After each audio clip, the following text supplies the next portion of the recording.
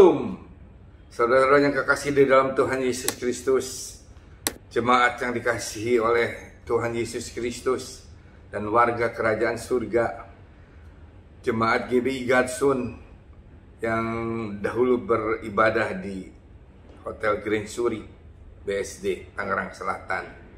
Saudara, mari kita menyimak apa yang dikatakan Tuhan masih di dalam masa pandemi COVID-19 ini. Kita masih dalam ibadah online, saudara. Jadi biarlah kita beribadah kepada Tuhan dengan sungguh-sungguh, menyembah Dia dengan sungguh-sungguh, memuji mengagungkan Dia dengan sungguh-sungguh hari-hari ini, dan merenungkan membaca firman Tuhan juga dengan sungguh-sungguh. Mari saudara, kita masuk ke dalam seri Kerajaan Allah yang ke-37 dengan judulnya Bertumbuh di dalam Kasih Karunia. Ini sebenarnya bagian kedua, tetapi saya tidak sempat membagikan kepada jemaat GBI Gadsun untuk bagian kesatunya. Tapi saudara bisa lihat nanti di YouTube di seri Kerajaan Allah yang ke-36, Bertumbuh di dalam Kasih Karunia bagian pertama.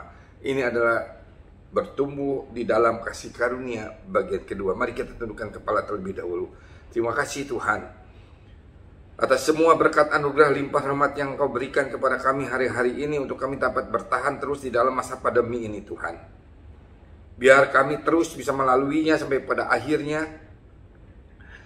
Dan kalau kami saat ini mengalami banyak sekali tekanan, intimidasi, atau kesulitan, kesukaran, biar semuanya itu mendatangkan kebaikan bagi kami. Karena kasih karunia Engkau itu begitu besar kepada kami. Tidak pernah ada habis-habisnya, selalu baru setiap pagi. Engkau curahkan kepada kami berlimpah-limpah. Bahkan sampai malam hari ini kami menerima kasih karunia Engkau, kasih setia Engkau yang telah Engkau curahkan dari pagi.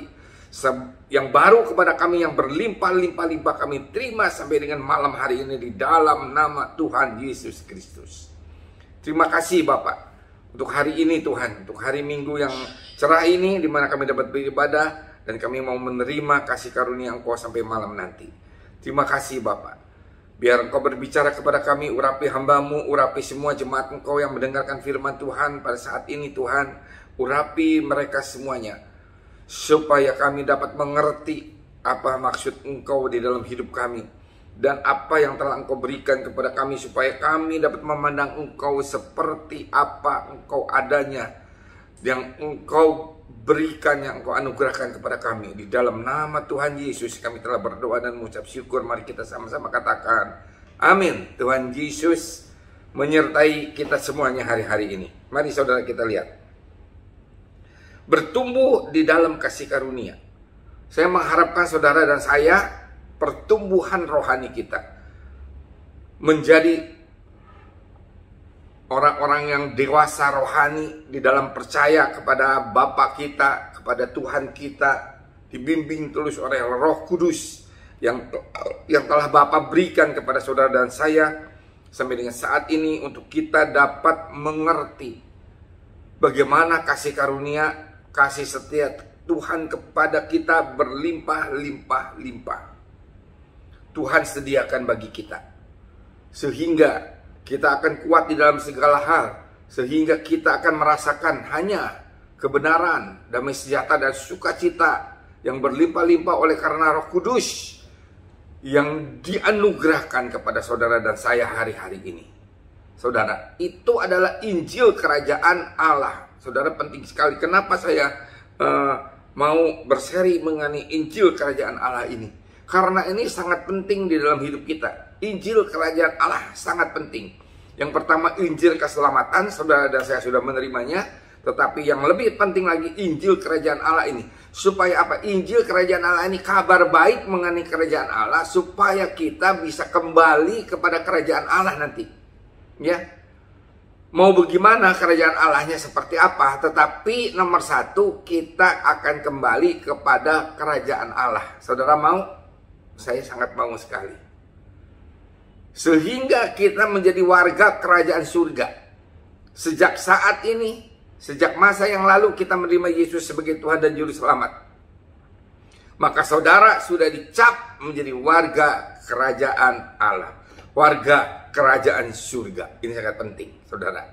Nah, di dalam pertumbuhan ini saya banyak belajar bahwa kita harus bertumbuh untuk mengerti kasih karunia, kasih setia Tuhan yang dianugerahkan, yang diberikan kepada saudara dan saya dengan cuma-cuma, saudara.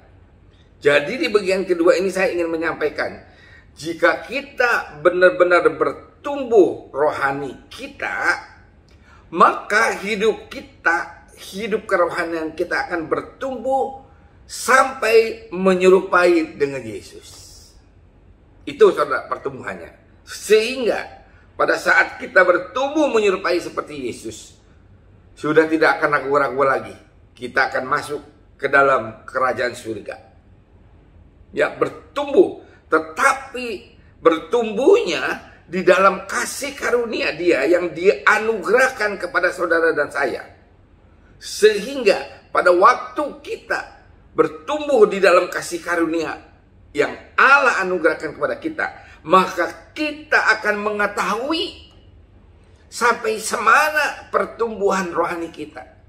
Karena pada saat kita mendekati kesempurnaan pertumbuhan rohani kita, maka pada saat itulah kalau saudara dan saya terpilih oleh Bapa, maka pada saat itulah saudara dan saya akan kembali ke rumah Bapa di surga. Saudara, kita jadi mengetahui ya, sehingga kita mengetahui. Tetapi kebalikannya saudara, kebalikannya, kalau kita bertumbuh tidak di dalam kasih karunia, maka sebagian hidup kita merupakan cerminan daripada bagaimana cara kita memandang Tuhan, melihat Tuhan kita. Jadi kalau kita bertumbuhnya tidak di dalam kasih karunia, tetapi di luar kasih karunia, maka kita akan melihat Tuhan kita itu. Yang satu, pertama pemarah, garang, sadis, beringas Tuhan itu. Darah tinggian, pemberang, wah marah-marah aja Tuhan itu. Begitu kita salah sedikit, kita merasa, aduh Tuhan pasti marah, Tuhan pasti menghukum kita kayak preman. Hukum aja. Kita tuh memandang Tuhan itu seperti itu atau bukan. Yang kedua, suka mengutuk. Kita memandang Tuhan suka mengutuk, nggak dikutuk aja. Kamu berbuat dosa, aku kutuk. Kutuk.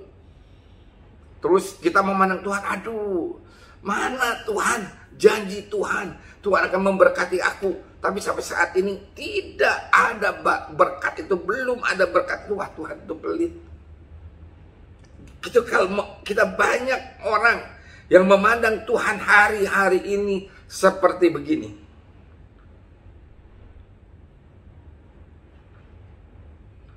Selalu memandangi itu. Tidak mau ngeberkatin Tuhan itu. Ya. Tidak mau. Seolah-olah Tuhan tidak ada. Nah, terus yang selanjutnya, yang kelima, selalu ingin menguji. Jadi ujian, pencobaan terus.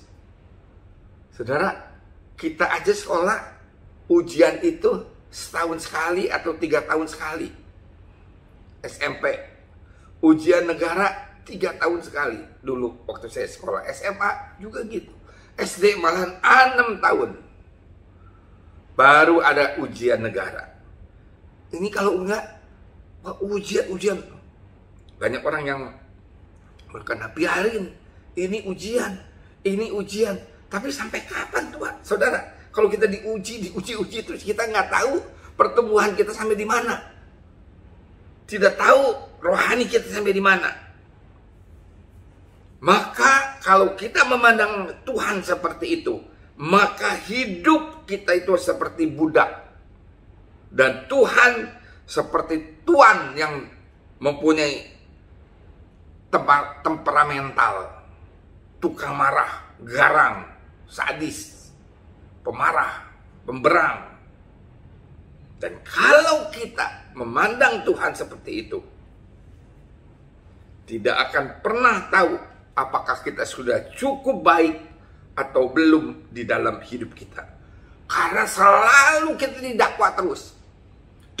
dakwa terus. Berdosa kamu, berdosa. Salah kamu, salah kamu, salah kamu.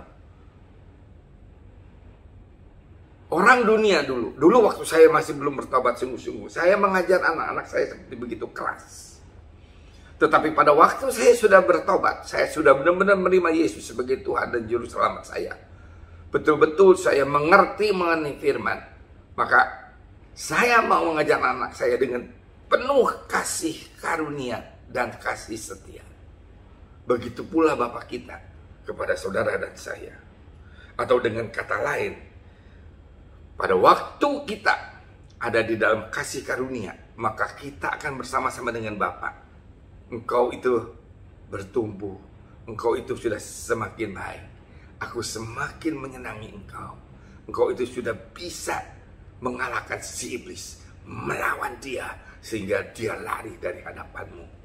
Walaupun engkau dicobai oleh dia. Saudara, tambah hari, tambah seperti itu. Kita akan lihat, seperti apa sih kasih karunia itu. Roma 8 ayat 32. Roma 8 ayat 32. Saudara akan agak sedikit banyak ayat-ayat yang akan kita baca. Roma 8 ayat 32 kita baca terlebih dahulu. Ia yang tidak menyayangkan anaknya sendiri, tetapi yang menyerahkannya bagi kita semua. Bagaimanakah mungkin ia tidak mengaruniakan segala sesuatu kepada kita bersama-sama dengan dia? Dia yang tidak pernah menyayangkan anaknya, bagaimana mungkin dia tidak akan mengaruniakan segala sesuatu?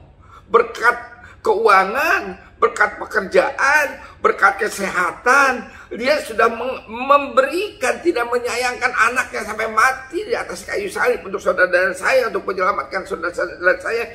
Masa iya sih dia tidak mengaruniakan kepada saudara kelimpahan, kekayaan atau apapun juga yang tidak akan membawa saudara kepada jurang maut, yang tidak akan membawa kepada saudara sombong, tinggi hati dan yang lain-lainnya.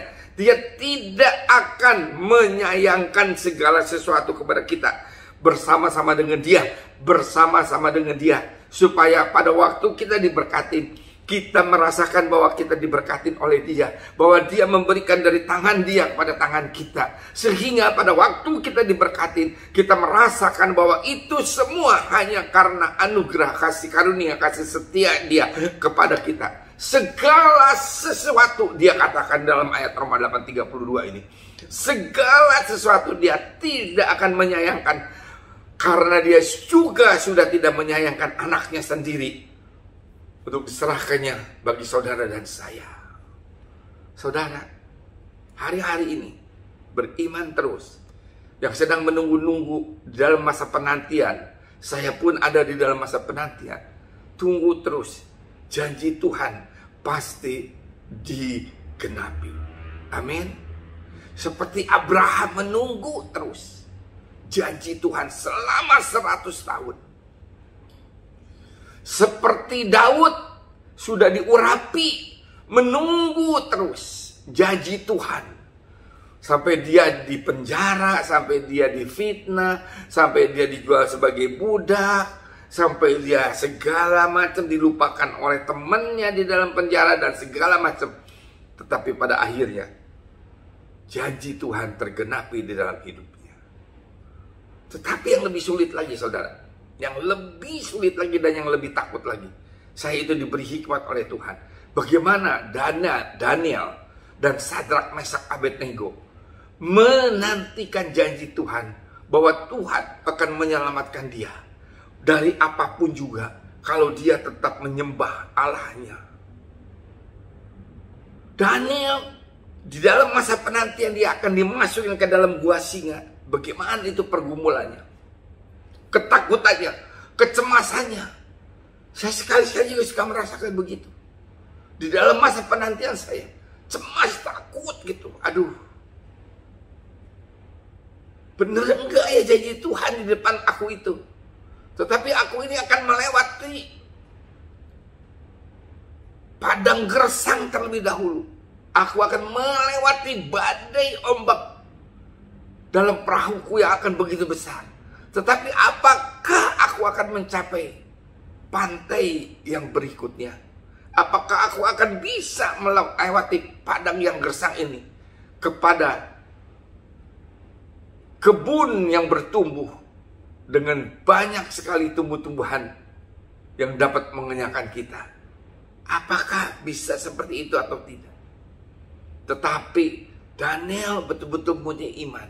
Sadrak, Mesak, dan Abednego bahkan berkata, Tuhan, dengar, walaupun aku tidak ditolong di dalam api peleburan ini yang 7 kali dinyalakan untuk aku dimasukin ke dalamnya, walaupun aku tidak ditolong, tetapi aku tetap akan menyembah Engkau. Bayangin, saudara, kalau kita punya iman seperti itu hari-hari ini, kita pasti akan ditolong Tuhan. Pasti kita akan sampai kepada pantai berikutnya di dalam kapal kehidupan kita, di dalam perahu kehidupan kita. Pasti kita akan mendapat melewati padang gurun yang gersang, dan kita akan sampai kepada hutan yang lebat dengan kita dapat berteduh di dalamnya, karena Tuhan adalah tempat perteduhan kita.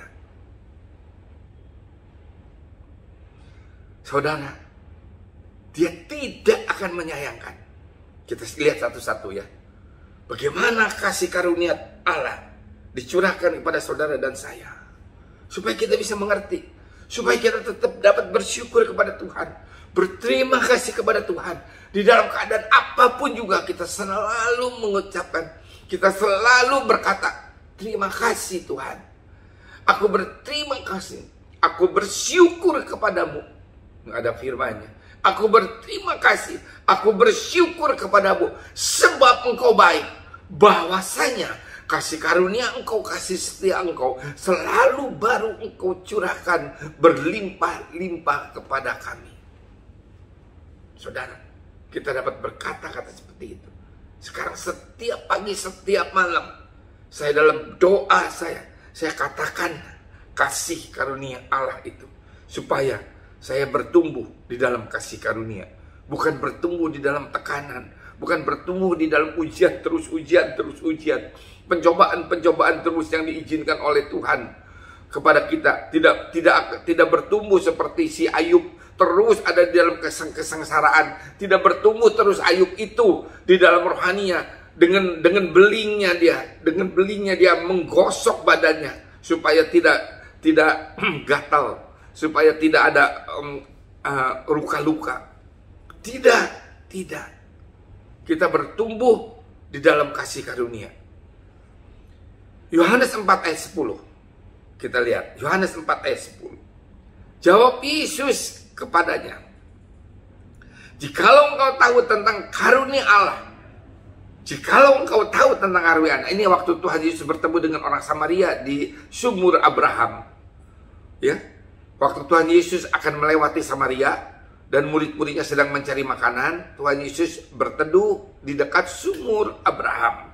Datang orang Samaria, perempuan orang Samaria, dan mereka berkata-kata dan meminta air, dan saling meminta air, dan saya memberikan. Tuhan Yesus berkata, jikalau engkau tahu tentang karunia Allah, dan siapakah dia yang berkata kepadamu, berilah aku minum, niscaya engkau telah meminta kepadanya, dan ia telah memberikan kepadamu air hidup.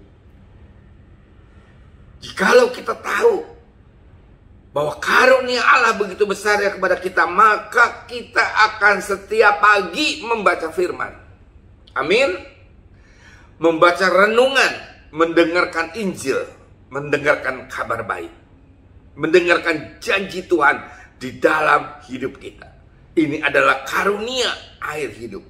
Jikalau saudara tahu bahwa saudara sedang menghadap Allah yang begitu baiknya atas kasih karunia, kasih setianya kepada saudara dan saya, maka saudara akan meminta dan saya akan meminta air hidup, karunia air hidup kepada Dia.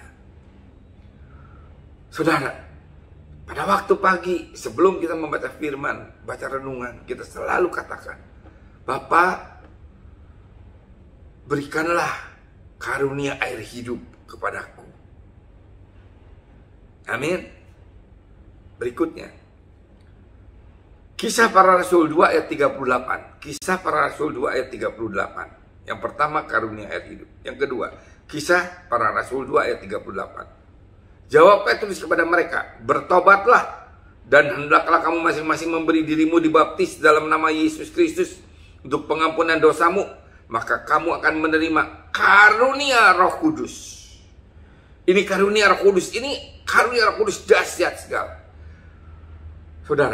Saudara dan saya, orang yang percaya kepada Yesus Kristus, harus menerima karunia Roh Kudus.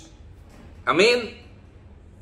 Kalau di dalam firman Tuhan berkata, karunia Roh Kudus itu kita terima dengan tanda-tanda awal, yaitu berbahasa roh.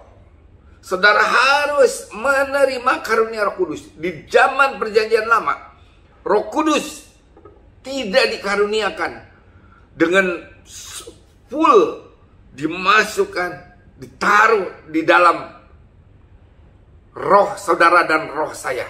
Tetapi dia hanya hinggap sewaktu-waktu jika diperlukan. Bahkan kepada raja pun begitu. Dan hinggapnya kebanyakannya kepada para nabi, untuk menyampaikan perkataan Tuhan Allah kepada orang-orang umat pilihannya dia. Umat pilihannya dia. Saudara, sekarang karunia Roh Kudus dicurahkan begitu dahsyat kepada kita. Ada ayatnya, roh yang ada di dalam kamu lebih besar kuasanya daripada segala macam roh yang ada di dalam dunia ini. Jadi selain Tuhan Yesus menanggung dosa saudara dan saya, menanggung sakit penyakit saudara dan saya di atas kayu salib, mengalahkan maut, bangkit dari antara orang mati, dan dia mengkoneksikan kembali kita dengan surga. Dia naik ke surga dan dia berkata, aku akan menyediakan tempat bagimu. Itu mengkoneksikan kembali kerajaan surga dengan kehidupan saudara dan saya, mengkoneksikan kembali, menghubungkan kembali. Tetapi di luar daripada itu juga Tuhan Yesus mempraktikkan bahwa nanti pada saatnya kita akan dirubah yang sudah mati dan percaya kepada Yesus Kristus, diubah mempunyai tubuh kemuliaan. Tuhan Yesus mempunyai tubuh kemuliaan pada waktu dia bangkit dari antara orang mati. Dia bisa menembus ruangan. Dia bisa ada di sini, ada di sana. Selalu ada di mana-mana. Bisa ada di mana-mana. Karena dia mempunyai tubuh kemuliaan. Mengkoneksikan kembali dengan surga. Setelah itu, Tuhan Yesus berdoa syafaat sampai sekarang ada di kanan Allah Bapa. Berdoa syafaat untuk saudara dan saya. Tetapi sebelumnya, dia mengaruniakan Roh Kudus kepada saudara dan saya. Dicurahkan berlimpah-limpah kepada saudara dan saya. Sampai saat ini dia mau mencurahkan berlimpah-limpah. Bagaimana kita bisa menerimanya atau tidak, saudara? Nah, karunia air hidup itu firman itu yang tadi saya katakan yang pertama, kasih karunia air hidup, yaitu kasih karunia firman Allah. Harus kita gali bersama dengan Roh Kudus di dalam hidup kita. Karunia, makanya karunia air hidup. Air itu ada di dalam. Harus digali, harus dibor, digali sampai ke dalaman. Sampai ke dalaman. Nanti dia berbual-bual. Nanti dia akan menemukan mata air yang berbual-bual. Saudara, kita harus gali. Makanya dia mengaruniakan air hidup. Tetapi dia juga mengaruniakan kepada saudara dan saya adalah Roh Kudus. Yang ketiga, Matius 10 ayat 8. Matius 10 ayat 8. Sembuhkanlah orang sakit, bangkitkanlah orang mati, tahirkanlah orang kusta, usirlah setan-setan. Kamu telah memperolehnya dengan cuma-cuma, karena itu berikanlah pula dengan cuma-cuma. Saudara dan saya mendapatkan anugerah kasih karunia penyembuhan dan pembebasan daripada dia. Sehingga saudara dan saya bisa meminta kepada dia kesembuhan untuk orang-orang sakit dan pembebasan untuk mereka yang terikat oleh karena dosa, oleh karena kesalahan, oleh karena iblis yang mengikat dengan sakit penyakit atau dengan kesengsaraan, dengan kesulitan, dengan kesusahan. Anugerah kasih karunia untuk penyembuhan dan pembebasan. Mari saudara, kita menerimanya dengan cuma-cuma. Dan kita mendoakan orang-orang juga. Dengan cuma-cuma kita berikan kepada mereka. Supaya mereka menerima kesembuhan. Dan mereka menerima pembebasan. Saudara, yang keempat. Satu lagi atau dua lagi. Saya bagikan untuk saudara. Dan kalau tidak saya bisa selesai, saya akan teruskan lagi nanti dengan kasih karunia. Bertumbuh di dalam kasih karunia bagian ketiga. Ini sangat penting. Roma 5 ayat 17. Roma 5 ayat 17. Mereka yang telah menerima kelimpahan kasih karunia dan anugerah kebenaran. Saudara dengar ya. Menerima kelimpahan kasih karunia dan anugerah kebenaran akan hidup dan berkuasa oleh karena satu orang itu, yaitu Yesus Kristus. Akan hidup dan berkuasa oleh karena satu orang itu, yaitu Yesus Kristus. Mereka yang telah menerima kelimpahan kasih karunia. Saudara, pada waktu saudara dan saya menerima Yesus sebagai Tuhan dan Juru Selamat, itu saudara dan saya sedang menerima kelimpahan kasih karunia. Makanya bersyukur. Kalau saudara dan saya bisa menerima Yesus sebagai Tuhan dan Juru Selamat saja, itu adalah kelimpahan kasih karunia yang tiada taranya, yang Dia anugerahkan, yang Dia berikan dengan cuma-cuma kepada saudara dan saya. Dan Dia menganugerahkan kebenaran. Kita sebenarnya tidak bisa dijadikan benar. Nggak bisa kita dijadikan benar karena kita udah nggak benar. Banyak ketidakbenaran yang kita kerjakan, yang kita hidupi. Tetapi Dia memberikan anugerah kebenaran kepada saudara dan saya.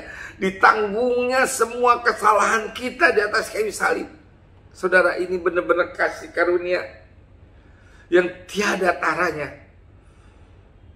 Akan hidup, kita akan hidup, dan kita tidak mati walaupun kita berdosa, karena upah dosa adalah tadinya mati. Tetapi oleh karena kasih karunia Dia yang seharusnya hidup jadi mati di atas kayu salib. Kita yang seharusnya mati karena dosa, kita akan hidup dan berkuasa. Saudara, ini penting.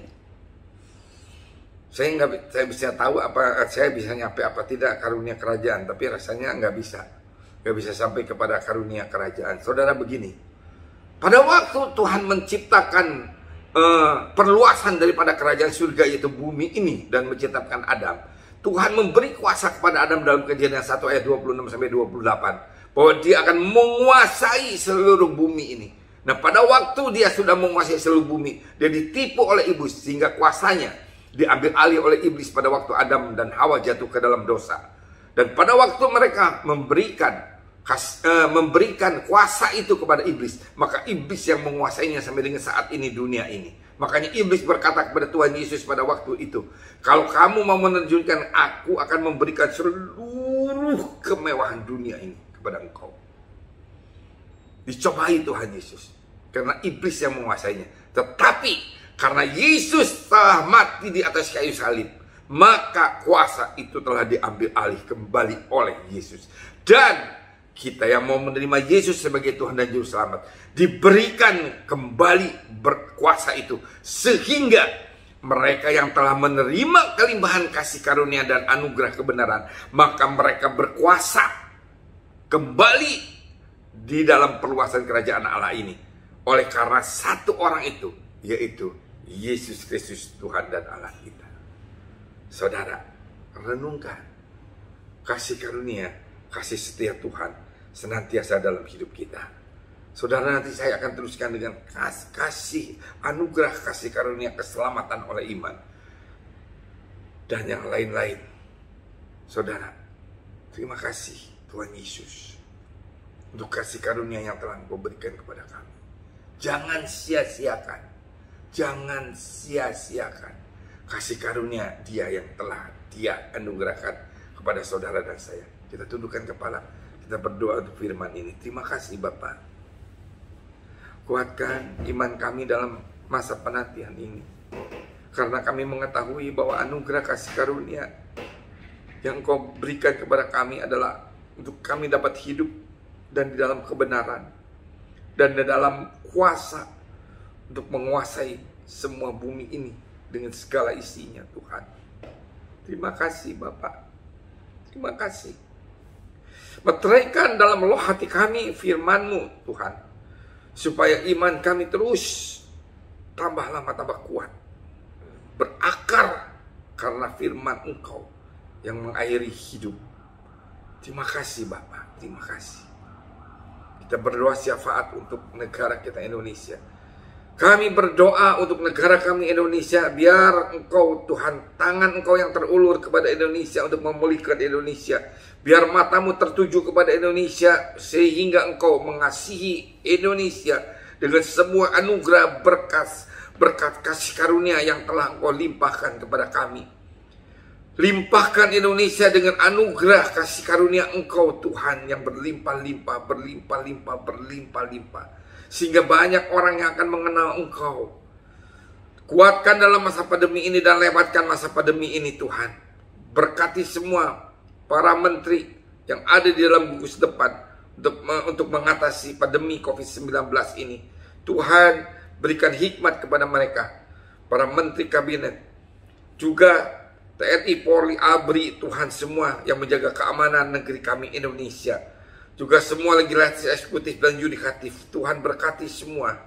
Presiden, Wakil Presiden Jokowi, dan semuanya Tuhan yang ada di dalam pemerintahan pada saat ini. Berkati sehingga mereka menjadi takut akan Engkau.